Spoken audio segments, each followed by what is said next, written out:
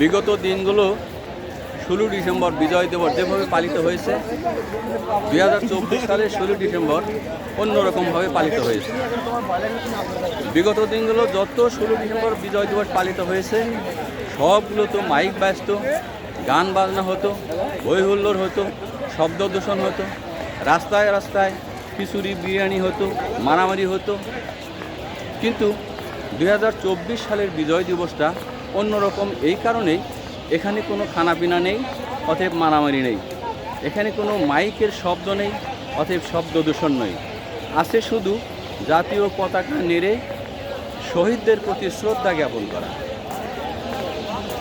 আমি তখন সংসদ ভবন এলাকায় এবারের বিজয় দিবসে ছিলাম। হাজার হাজার লক্ষ লক্ষ মানুষ এই বিজয় দিবস উদযাপন করছে। তাতে হই হুল্লোড় নাই, চিল্লাপাল্লা নেই। আছে শুধু শহীদদের প্রতি গভীর শ্রদ্ধা, গভীরভাবে শ্রদ্ধা। কারো কারো মুখে সেই বিজয়ের গান, কারো কারো মুখে দেশাত্মবোধক গান, ইত্যাদি ইত্যাদি ইত্যাদি। অতএব বিগত দিনের যে 16 ডিসেম্বর বিজয় দিবসগুলো এবং এবারের বিজয় দিবস অর্থাৎ 2024 সালের বিজয় দিবস অন্যরকমভাবে পালিত হয়েছে, এর ভেতরে কোনো রকম সন্দেহ নেই।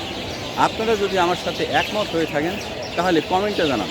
আব্দুল ওহাব, সাম্প্রতিক টিভি।